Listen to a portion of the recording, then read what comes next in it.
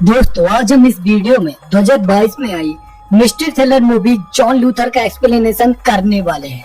इस मूवी को IMDb पर 8 आउट ऑफ 10 की एक शानदार रेटिंग मिली है। साथ ही 94% गूगल यूजर ने इसे पसंद भी किया है।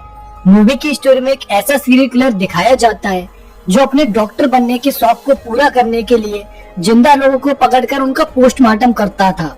मूवी देखने में काफी इंटरेस्टिंग होने वाली है और आप लास्ट तक रियल किलर को पहचान भी नहीं पाएंगे, तो इसीलिए वीडियो को लास्ट तक जरूर देखें। साथ ही चैनल को सब्सक्राइब करके वीडियो को लाइक भी कर दें। तो चलिए बिना किसी देरी की मूवी शुरू करते हैं। मूवी की स्टार्टिंग में रात को एक बस हिल एरिया से गुजर रही होती है। तभी उस बस की छत पर एक बॉडी ऊपर रोड से आकर गिरती है और सारे पैसेंजर उस बॉडी और ब्लड को देखकर पैनिक करने लगते हैं और ड्राइवर वहाँ के एरिया के पुलिस स्टेशन में इस इंसिडेंट के बारे में खबर करता है। दरअसल मरने वाले पर्सन रेजी का एक्सीडेंट ऊपर रोड पर हुआ था, मगर उसकी बॉडी एक्सीडेंट होने के बाद नीचे उस गुजरती हुई बस पर आकर गिरी थी। इसी बीच हम दूसरी तरफ सर्कल इंस्पेक्टर जॉन की फैमिली को देख पाते हैं, जहां कल जॉन की सिस्टर लीना की एंगेजमेंट होने वाली थी। इसलिए उन्होंने एक दिन पहले रात को पार्टी रखी थी और जॉन अभी तक घर पर नहीं पहुंचा था। उसकी वाइफ जैसी जॉन को बार बार फोन कर रही होती है, पर वो उसका फोन पिक ही नहीं कर रहा था। इससे जॉन के डैड बहुत गुस्सा होते हैं। उन्हें जॉन की पुलिस की ड्यूटी पसंद नहीं थी। उसके बाद हमें जॉन दिखाया जाता है जो किसी मोहन नाम के पर्सन के मर्डर की इन्वेस्टिगेशन कर रहा था और उसी के लिए उसने 2 लड़कों का पीछा किया था, जहां पर उन दोनों से फाइट करते टाइम जॉन के हाथ में थोड़ी सी चोट आ गई थी और पुलिस ने उन दोनों लड़कों के साथ के एक पर्सन को पकड़ लिया था और उससे पूछताछ करने पर उन्हें पता चला था कि मोहन को उन 2 लड़कों ने ही मारा है जो जॉन पर अटैक करके भाग गए थे और उन दोनों लड़कों के नाम लीजो और मनु थे। वहाँ से जॉन अपने घर जा रहा होता है, तभी उसके पास कमिश्नर की कॉल आती है और वो इस केस को बड़े ही केयरफुली डील करने को कहते हैं क्योंकि एक पॉलिटिकल इशू था। तब जॉन बताता है कि वो अभी तो हिल एरिया की तरफ जा रहा है, वहाँ पर एक एक्सीडेंट हुआ है और जॉन वहाँ पर पहुंचकर वहाँ के कांस्टेबल से उस एक्सीडेंट की अपडेट लेता है, जिससे उसे पता चलता है कि मरने वाले का नाम रेजी था। जॉन कांस्टेबल से बस ड्राइवर और कंडक्टर के स्टेटमेंट को रिकॉर्ड करके उनकी सारी डिटेल्स लेने के लिए कहकर अपने घर चला जाता है। घर पहुंचकर उसके डैड उस पर गुस्सा होते हैं, पर वो बिना कुछ कहे अपने रूम में चला जाता है और नेक्स्ट डे लीना की एंगेजमेंट होने के जस्ट बाद जॉन वहाँ से निकल जाता है क्योंकि पुलिस स्टेशन से उसे कुछ इन्फॉर्मेशन मिली थी, जहाँ पर फेलिक्स जॉन को बताता है कि उस एक्सीडेंट प्लेस से थोड़ा दूर दोनों साइड के CCTV फुटेज चेक करने पर उन्हें पता चलता है कि वो बाइक जिसका एक्सीडेंट हुआ था वो 8 बजे फर्स्ट CCTV कैमराज के सामने से गुजरी थी और उस पर 2 लोग थे, रेजी और प्रकाश। मगर एक्सीडेंट के बाद से प्रकाश मिसिंग है, जो कि एक स्कूल टीचर था और प्रकाश की वाइफ ने उनके पुलिस स्टेशन आकर प्रकाश के मिसिंग की कंप्लेंट भी की थी। साथ ही उन्हें प्रकाश के बारे में पता चला था कि प्रकाश और रेजी दोनों रियल एस्टेट के बिजनेस में पार्टनर थे और उस रात वो मुन्नार से एक डील करके ही वापस आ रहे थे। फेलिक्स बताता है कि उन्हें एक्सीडेंट साइड से एक हेडलाइट भी मिली थी जो शायद उस व्हीकल की रही होगी जिसने एक्सीडेंट किया था। उधर जॉन को दूसरे केस में लीजो की आंटी के घर का पता चल जाता है, इसीलिए वो अपने कांस्टेबल राजन को लीजो की आंटी के घर पर नजर रखने के लिए लगा देता है और उसके बाद फेलिक्स जॉन को रेजी की कॉल डिटेल्स दिखाता है, जिसमें रेजी ने एक्सीडेंट से कुछ देर पहले कॉल की थी जो मुन्नार में किसी अनिल नाम के पर्सन को बिलोंग करती थी। इसीलिए जॉन और फेलिक्स अनिल से जाकर पूछताछ करते हैं और वहाँ से उन्हें पता चलता है कि रेजी और प्रकाश उसके पास से ही डील फाइनल करके गए थे, पर 8 बजे से थोड़ी देर पहले अनिल ने रेजी को कॉल किया था क्योंकि वो अपनी रीडिंग ग्लासेस को वहीं पर छोड़ गया था। तब रेजी ने कहा कि वो अपने रीडिंग ग्लासेस को लेने आ रहा है और तभी मुन्नार आते टाइम उसका उस हिल पर एक्सीडेंट हो गया। तभी जॉन के माइंड में आता है कि उस बस में मौजूद पैसेंजर्स में से किसी न किसी ने तो एक्सीडेंट के बाद की फोटोज क्लिक की ही होंगी। इसीलिए वो बस ड्राइवर से सारे पैसेंजर्स की लिस्ट ले लेते हैं और उन पैसेंजर्स को कॉल करके उनसे एक्सीडेंट वाले रात की वीडियोज एंड फुटेज मंगा लेते हैं, जिसे ऑब्जर्व करने पर जॉन को एक पिकअप ट्रक दिखाई देता है जिसकी एक हेडलाइट मिसिंग थी। जॉन फेलिक्स से उस पिकअप ट्रक के नंबर से उसके ओनर की RC डिटेल्स निकालने को कहता है, जिससे उन्हें पता चलता है कि वो व्हीकल किसी बरगेसे के नाम पर रजिस्टर्ड था और फिर जॉन बरगेसे के पास पहुंच जाता है और उसे उठा लेता है। थोड़ा टॉर्चर करने पर बरगेसे उन्हें सब कुछ बताने के लिए रेडी हो जाता है। दरअसल उस रात बरगेसे के ही पिकअप ट्रक से प्रकाश और रेजी की बाइक का एक्सीडेंट हुआ था। जब उसने उतरकर नीचे देखा तो प्रकाश वहीं रोड पर गिरा हुआ था और रेजी नीचे बस पर जाकर गिर गया था। पुलिस के डर की वजह से बरगेसे प्रकाश को वहीं पर छोड़कर भाग गया था। यह सब जानने के बाद जॉन अनुमान लगाता है कि बरगेसे के जाने के बाद जरूर कोई दूसरा व्हीकल वहाँ पर आया होगा और उसी ने प्रकाश को किडनैप किया होगा।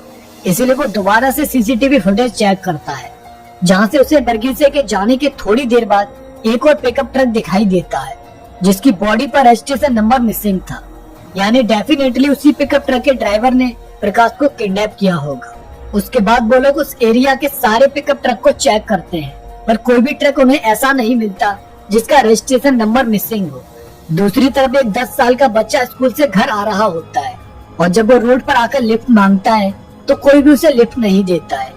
और तभी एक पिकअप ट्रक आकर उसके पास रुकता है और वो बच्चा लिफ्ट समझकर उसमें बैठ जाता है। और नेक्स्ट डे जब वो बच्चा सुबीन अपने घर पर नहीं आता तो उसके पेरेंट्स उसकी मिसिंग कंप्लेंट लिखवाने के लिए पुलिस स्टेशन आते हैं।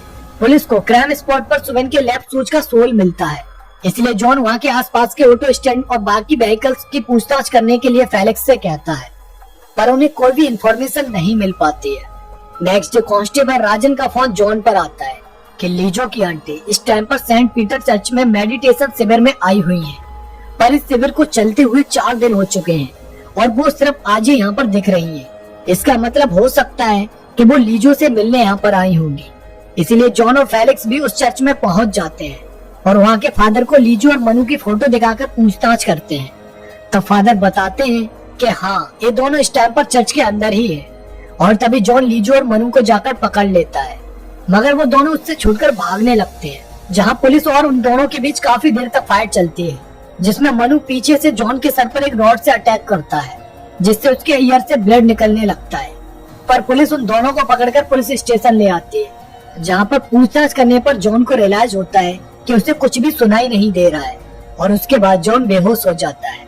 इसीलिए फेलिक्स उसे हॉस्पिटल में एडमिट कराता है, जहाँ पर उसकी फैमिली भी पहुंच जाती है और उसके डैड मैथ्यू को डॉक्टर से पता चलता है कि उनका बेटा जॉन लेफ्ट ईयर से बिल्कुल भी सुन नहीं सकता है और राइट ईयर से भी वो सिर्फ 20% ही सुन सकता है।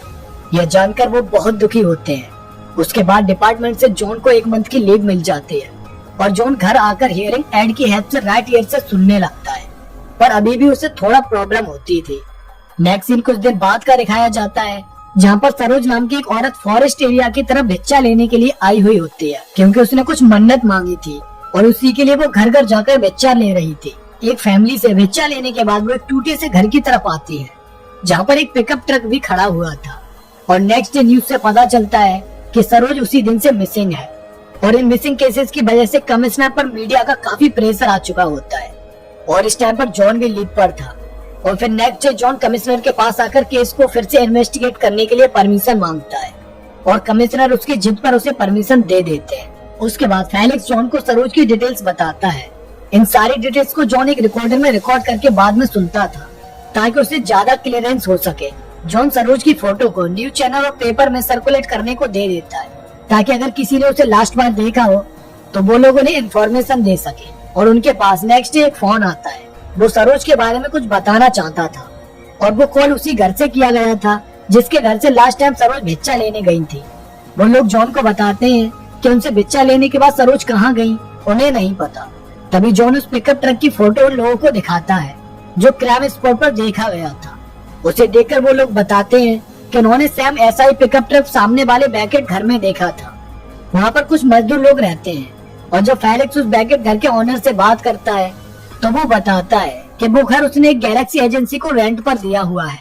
इसलिए वो लोग गैलेक्सी एजेंसी के ओनर जॉबी से जाकर मिलते हैं और उसके पास के 2 पिकअप ट्रक को देखते हैं, जिसमें से एक पर दूसरी साइड रजिस्ट्रेशन नंबर लिखा हुआ होता है। वैसे हर पिकअप ट्रक पर लेफ्ट साइड पर नंबर मेंशन होता था, पर इस पिकअप ट्रक पर राइट साइड पर नंबर मेंशन था। इससे उन्हें शक होता है कि ये जरूर वो ही पिकअप ट्रक है जो क्राइम स्पॉट पर देखा गया था। और जॉबी से जॉन को पता चलता है कि इस व्हीकल को बैंकर नाम का एक मजदूर चलाता है और वो इस टाइम पर जॉबी के भाई के साथ चेन्नई एक बोरी बॉल लॉरी को बेचने गया हुआ है। और उसके बाद जॉन जॉबी को लेकर उसी खाली घर में आता है जहाँ से सरोज मिसिंग हुई थी। वहाँ पर जॉन को एक लाइट लैंप पर कुछ ब्लड लगा हुआ दिखाई देता है, इसीलिए वो फॉरेंसिक टीम को वहाँ पर आने के लिए कहता है। उसके बाद जॉन जॉबी से वेंकट के बारे में और पूछताछ करता है, क्योंकि उसे अब वेंकट पर ही पूरा शक था। तब जॉबी बताता है कि उसे उसके यहाँ पर उसके ही एक ओल्ड वर्कर प्रसाद ने काम पर लगाया था। पर प्रसाद कुछ दिनों से तबीयत सही नहीं होने की वजह से छुट्टी लेकर अपने गांव चला गया है। इसीलिए जॉन अब जॉबी को लेकर प्रसाद से मिलने उसके गांव जाता है और प्रसाद से वेंकट के बारे में पूछता है। तब प्रसाद बताता है कि वेंकट उसके बड़े भाई का लड़का है। दरअसल वेंकट बचपन से ही और बच्चों से अलग था। एक बार उसने एक पोस्टमार्टम होते हुए देखा था और तभी से उसके मन में डॉक्टर बनने का जुनून आ गया था। वेंकट की एक सिस्टर भी थी और वो पढ़ाई में काफी इंटेलिजेंट था। वो हमेशा क्लास में फर्स्ट ही आता था। एक बार वेंकट एक जानवर को मारकर उसका ब्रेन निकाल लाया ताकि वो उस पर स्टडी कर सके। वो डॉक्टर बनने के लिए एकदम पागल सा था।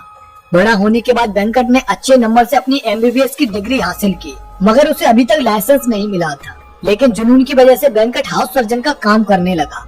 पर एक दिन जब उसने एक गर्ल का ट्रीटमेंट किया जिसे ब्रीदिंग प्रॉब्लम थी, तो वो वेंकट के ट्रीटमेंट करने की वजह से मर गई।